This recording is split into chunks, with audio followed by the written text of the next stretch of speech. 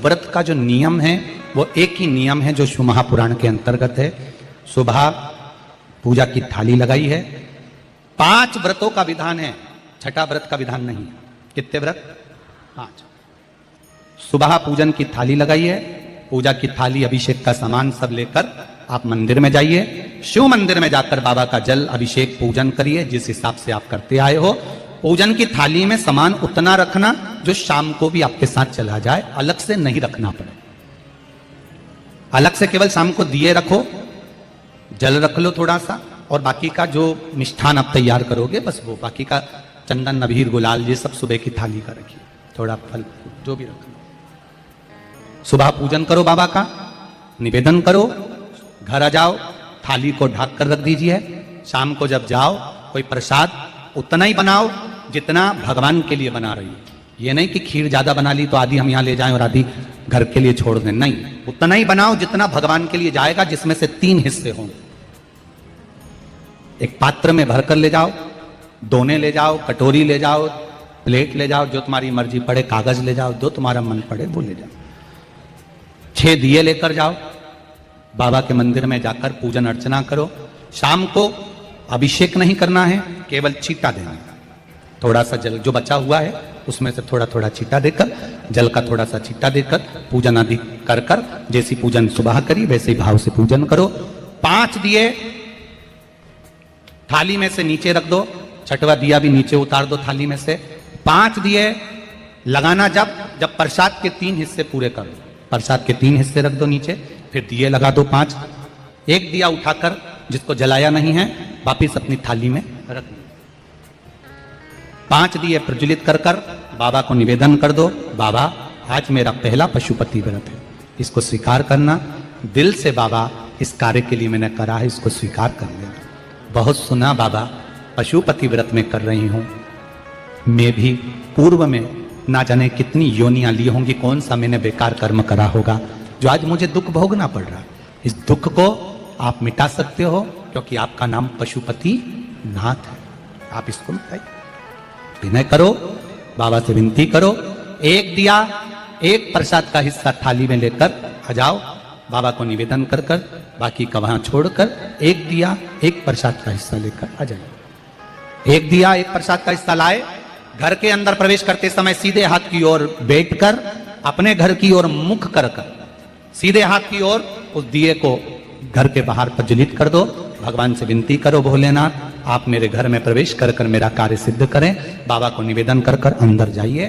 भोजन करने से पहले जो मीठा है, एक हिस्सा प्रसाद का है, उसको खा लीजिए। उस हिस्से में से किसी को नहीं देना, चाहे घर में बच्चे हों चाहे बड़े हों। उस प्रसाद का हिस्सा केवल तुमको खाना। पहले प्रसाद खाइए, उसके बाद में फिर भोजन करिए। एक समय फलाहार कर सकते हो, दूसरे समय भोजन कर सकते हो। इसमें जरूरी नहीं कि आपको मीठा ही खाना है। शाम का जो प्रसाद बनेगा वो मीठे का ही भोग लगेगा। सुबेरे आप आराम से नमकीन का भी फलाहार कर सकते हो, मीठे का भी फलाहार कर सकते हो। फलाहार के लिए कोई मना नहीं है, फलाहार आप कैसा भी कर सकते हो। पर भोजन जब करोगे, अन्न जब खाओगे, जब पहले भगवान का प्रसाद पा लो। 4 पशुपति व्रत पूर्ण हो, बीच में अगर कहीं रजस्वला धर्म आ गया, आपको पूजन नहीं करना है, घर में कोई सूतक सावड़ आ गया, या कोई व्रत फंस गया, एकादशी आ गई, या कोई व्रत आ गया, तीज आ गई, चतुर्थी आ गई, जिसका व्रत करते हुए आए हो, तो पशुपति व्रत उस दिन मत करो, फिर अगले सोमवार कर लेना। 3 हो गए, एक रह गया बीच का, उसको अगले में करो, वो चौथे में गिनती में आ जाए। 5वां छूट गया, कोई बात नहीं, 1 महीने बाद तो होगा, 8 दिन बाद तो होगा, 15 दिन बाद तो होगा, फिर उसको गिन लो, 5वां हो जाए।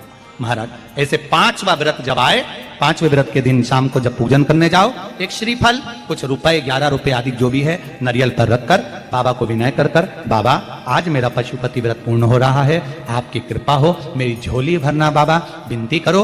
और वो श्रीफल रुपया रखकर 5 दिए लगाकर, एक दिया वापिस लेकर, एक हिस्सा प्रसाद का लाकर देहली पर अपने वही दिया लगाकर अंदर प्रवेश कर कर भोजन ग्रहण करो। बाबा को निवेदन कर लो। पशुपति व्रत का कोई उद्यापन नहीं है, पशुपति व्रत का एक ही उद्यापन है, जो श्रीफल और 11 रुपए आपने मंदिर में रखे हैं, वो उद्यापन के भाव से रखे हैं, भगवान को नमन कर कर रखे हैं।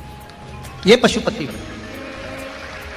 अब दुनिया के लोग इसको पशुपति व्रत को कहीं इतनी बत्ती लगा दो, तो इतनी बत्ती का दिया लगाओ, तो ऐसा करो, तो गलत। उसका नियम जो है वो एक ही, उस नियम के अलावा कोई नहीं। आप प्रेम से करो, स्नेह से करो, उसको दिल से विचारो, मन से विचारो, एक व्रत करने के बाद अगला जब व्रत करो तो थोड़ा रुक कर करना, एक साथ लगे लगाए व्रत ना करिएगा, थोड़ा रुक कर करिए। इंतजार करो 3 महीने का कि बाबा मेरी ऊपर कृपा जरूर करेगा। दिल से करा है तो वो दिल से देगा, झोली भर कर देगा, ये निश्चित है। उसका व्रत फल देता है। करना जरूरी नहीं है कि व्रत माताएं करेंगी, पुरुष कर सकता है, बच्चे कर सकते हैं, बूढ़े कर सकते हैं, बड़े कर सकते हैं, बेटा बेटी कर सकते हैं, नवयुवक बच्चे कर सकते हैं, पर दिल से करो उस पशुपति व्रत। कोई आपका दूसरा व्रत फंस गया है तो पशुपति व्रत को छोड़ दो। उस दिन आपका जो व्रत है, एकादशी हो, चतुर्थी हो, तीज हो, छठ हो, उसको कर लो। नवरात्रि फंस गए, नवरात्रि कर लो, उसके बाद कर लेना पशुपति। जितने व्रत रह जाए उस व्रत को बाद में। महाराज शिव कृपा, व्रत एक ही मंदिर में करना। जिस मंदिर में पहला व्रत करा है उसी मंदिर में 5 व्रत करना। ये नहीं कि हम मायके में 2 व्रत करके आ गए और तीसरा व्रत हमने ससुराल में कर लिया। 2 व्रत करके मायके से आ गई हो तो 3 व्रत भी मायके जाके ही करना। अगली बार ऐसे जाना कि सोमवार बीच में फंस जाए और तुम 1 व्रत करके आ जाओ। मायके में अगर व्रत कर रही हो तो अपनी पूजन का सामान अपने ही रुपए का होना चाहिए, मायके के पैसे का नहीं चाहिए। कुंवारी होती और तुम मायके के सामान से पूजन करती, अगर कुंवारी होती तो तुम्हारा वो पूजन लगता, पर विवाह होने के बाद, गोत्र बदलने के बाद आप अपना पूजन का धन अपना खर्च करें। हम तो यहां तक कहते हैं मंदिर में भी अगर लोटा भरा हुआ रखा है, मंदिर में बाल्टी भरी रखी है, आप पहले अपना कुछ रुपया दान पेटी में डालकर फिर आप उस लोटे का प्रयोग करें। पीपल के पेड़ के नीचे पूजन करने गए, आंवले के पेड़ के नीचे पूजन करने गए, बड़ के पेड़ के नीचे पूजन करने गए, किसी की लगी लगाई थाली मिल गई, सामान मिल गया, उसके सामान में से आप मत चढ़ाइए। आपके पास जो सामग्री है आप उससे पूजन करें। अपने पड़ोसी से 1 रुपया भी मांगकर भगवान को मत दीजिए। जिस भगवान को देते हो उस भगवान को बुरा लगता है कि मेरे सामने खड़ी होकर हाथ पड़ोसी के आगे फैला रही है, तुम मुझसे मांग, मैं तुझे झोली भर कर दूं। पत्र प्राप्त हुआ। बहुत सुंदर प्रश्न है आपका। गुरुजी, पशुपति व्रत में जो 6 दिए लगाए जाते हैं उसमें बत्ती गोल लगाना चाहिए कि लंबी लगाना चाहिए? प्रश्न बहुत अच्छा है, एक बार जोरदार ताली बजाओ भगवती साहू के लिए।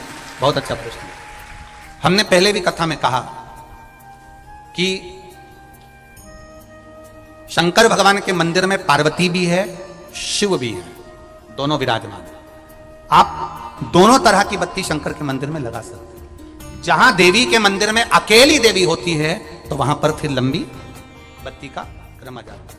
पितरों की पूजा हो रही होती है, लंबी बत्ती का क्रम आ जाता है। पर जहां पर देवाधिदेव महादेव भी हैं, पार्वती भी है, वहां आप गोल भी बत्ती समर्पित कर सकते हो, लंबी भी बत्ती लगा सकते हो, उसमें कहीं दोष नहीं आएगा। फिर आपने वर्णन करा 5वां व्रत पूर्ण होने पर 108 पुष्प या चावल बेलपत्र चढ़ाते हैं। सबको एक साथ चढ़ा देना चाहिए कि एक एक करके चढ़ाना चाहिए?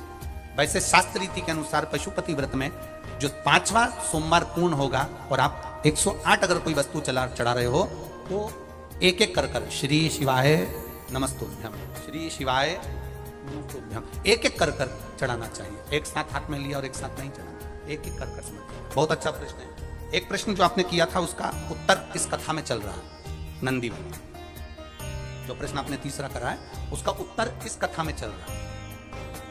कि आप कहते हो कि मंदिर से जाते समय नंदी के कानों में कहकर चले जाओ। बैठिए बैठिए बैठिए। बहुत सुंदर प्रश्न है आपके, बहुत भाव से और आनंद से आपने करा और जनमानस के कल्याण के प्रश्न है। ये केवल आपके लिए नहीं है, ये सबके लिए इतने जोरदार प्रश्न है। जो गलती भी करते होंगे तो उसको सुधार सकते। आपने कहा कि नंदी के कानों में कहना चाहिए। लोग हंसते हैं, कहते हैं बताओ वो नंदी के कानों में भगवान को कहना चाहिए। वैसे तो हम आपको एक बात बताते हैं कि दुनिया के लोग किसी दूसरे धर्म की कभी हंसी नहीं उड़ाते। दुनिया के लोगों को दूसरे का धर्म अच्छा लगता है।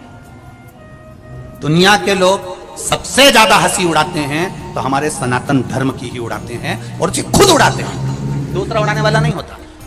दूर के ढोल हमें समझ में आते हैं, उसका धर्म हमें समझ में आ गया, उनका क्या है ऐसा है, आओ कुछ नहीं, उनके धर्म में ऐसा है, कितना आनंद हमें दूसरे के धर्म में लग रहा है और हमारा सनातन धर्म हमको बुरा लगता है। हमारे सनातन धर्म हमें बुरा लगने लगा। अरे भाई, लोग कहते हैं कि नंदी के कान में कहते हो, ये कोई हमारे पुराणों में या शास्त्रों में लिखा है? भगवती बहन साहू, आपको धन्यवाद देना चाहूंगा और एक बात कहना चाहूंगा, जितनी भी शिव महापुराण के अंतर्गत चाहे उपाय जो बताए जाते हैं कि बेलपत्री ऐसे चढ़ाना, काली मिर्च ऐसे चढ़ाना, चावल ऐसे चढ़ाना, धतूरा का क्या महत्व है, शमी के पत्ते का क्या महत्व है, बेलपत्री के पत्ते का क्या महत्व है, ये जितनी भी बातें बताई जाती हैं ये सब पुराण के अंतर्गत से बताई जाती है। अब दुनिया के लोग इसको चाहे टोटका कह दें, चाहे दुनिया के लोग इसे टोना कह दें, पर पुराण से हटकर कुछ नहीं। और आप लोगों को अगर बोला है कि नंदी के कान में कहकर भगवान शंकर के मन में बात पहुंचे, तो ये क्यों कहा? तो ये भी हमारी शिव महापुराण में लिखा है, जलंधर के चरित्र में। कोई आपसे कहे कि नंदी के कान में बोलने से क्या होता है, ये जलंधर का चरित्र कह रहा है। मां पार्वती जी का हस्त कमल पकड़कर जलंधर लेकर जाने लगा। वृंदा का पति लेकर जा रहा। वृंदा तो भगवान की भक्ति में लीन रहती थी, उसको तो जलंधर को सबसे ज्यादा तकलीफ थी नारायण से, पर शिव के पास आ गया क्योंकि ईर्षा प्रवृत्ति। अभी कथा में कहा कोई कोई ऐसा होता है जिसको तुमसे बेर नहीं होता तो भी अंदर से ईर्षा जाग जाती है। कोई कोई ऐसा होगा जिसको अंदर से ईर्षा जागती है, अपने आप अंदर से ईर्षा जागती है, उसका कोई बेर नहीं, और ईर्षा जाग भीतर से ईर्षा जाग। ना आप उससे मिले हो, ना कभी वो आप उसके सामने बैठे हो। कई लोग किसी ना किसी की बुराई करते हैं तो हम लोग पूछ भी लेते हैं, क्यों साहब उनसे मिलकर आए हो क्या तुम? कभी नहीं मिल किया, कभी उनका सामना हुआ नहीं हुआ, तो फिर बुराई क्यों कर रहा? एक ने कर दी थी इसलिए हमारे ध्यान में था तो हमने भी कर दी। लो, वो कुआं में डूब के मरेगा तो तू भी मरेगा का? नंदी सामने बैठा है, गणेश जी को मालूम पड़ गया, कार्तिकेय को मालूम पड़ गया, मां पार्वती जी का हस्त कमल जलंधर ने पकड़ लिया और लेकर चला।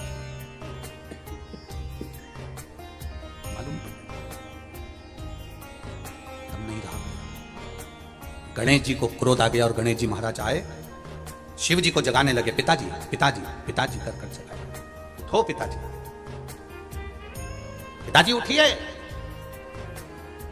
पिताजी जागिए, पिता को जगा रहे हैं। भगवान शंकर नहीं उठे, तप में लीन थे। क्या करें हम? जलंधर के पास में इतना बल है, इतना बल है, और पिता की आज्ञा नहीं होगी तो हम कैसे मार देंगे इसको? मारने को तो मार दें। मां ने आज्ञा करी थी कि जलंधर उसको तारकासुर को मार दो, तो कार्तिकेय ने तारकासुर को मार दिया। शिव जी की आज्ञा नहीं तो हम इसको कैसे मारें? क्या करें? सब कुछ गणेश जी ने देख लिया, शंकर जी के ऊपर बहुत बहुत बहुत बहुत प्रार्थना कर कर देख ली, पर शंकर जी नहीं जागे। तब आखिरी में विनायक ने, गणेश ने, जितने लोग आस्था चैनल पर कथा सुन रहे हैं, जितने लोग फेसबुक यूट्यूब पर कथा सुन रहे हैं, इस बात को याद रखना कि नंदी के कान में कहने से क्या होता है वो ये इस कथा से सीख लेना। आखिरी में गणेश जी को लगा किसको कहूं, शंकर जी भी तप में है, नंदी भी तप में है, मैं किसको कहूं? शिव जी को कह के कर थक गया, पिताजी को बोल बोल कर थक गया, पिताजी जागते नहीं। अब मैं किसको कहूं ये बात, किससे कहूं?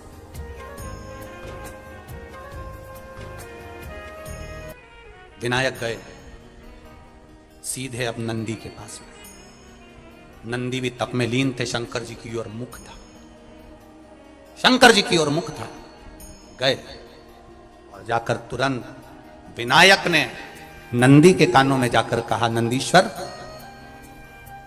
मैया का हाथ पकड़कर जलंधर लेकर जा रहा है, पिताजी तप में लीन है, कृपा करिए ना। बस केवल नंदी के कान में कहा, गणेश जी दूर हट गए। नंदी के कान में कहा, शंकर जी के नेत्र खुल गए, शिव जी के नेत्र खुले। ध्यान देना जरा, इस शिव महापुराण की, आशुतोष शिव महापुराण की कथा, जो कथा यहां कही जा रही है, यह कथा पहले के चरित्रों में सुनने को नहीं मिली होगी। जरा ध्यान देना इस संवाद पर। जितने लोग आस्था चैनल पर, जितने फेसबुक यूट्यूब पर सुन रहे हैं, सनातन धर्म की हंसी उड़ाने वाले कह देते हैं नंदी के कान में कहने से क्या होता है, नंदी के सामने जाकर बोलने से क्या होता है, नंदी के पास बैठकर बोलने से क्या होता है, नंदी के पास बैठकर शंकर जी का मात्र दीदार करने से क्या होता है, दर्शन करने से क्या होता है। वो अच्छे से समझ लेना। जो लोग सनातन धर्म पर उंगलियां उठाते हैं वो अच्छे से समझ ले इस बात को।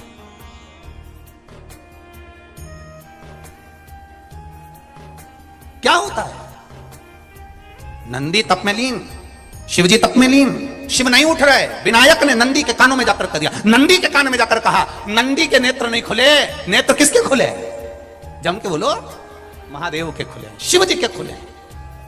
ये मन का तार, नंदी शंकर की आराधना कर रहे थे, शिव अपनी भक्ति में डूबे थे। यहां कहा, यहां पहुंचा, जो दिल में था उस तक बात पहुंच गई। नंदी के दिल में शिव थे, तुम कहे, नंदी ने शंकर तक बात पहुंचा दी। वो सूत्र जो बंधा था दिल से दिल तक का, वो पहुंच गया। वो सूत्र जो दिल से दिल तक बंधा हुआ था, मन से बंधा हुआ था, खबर वहां तक पहुंच गई, खबर पहुंच गई।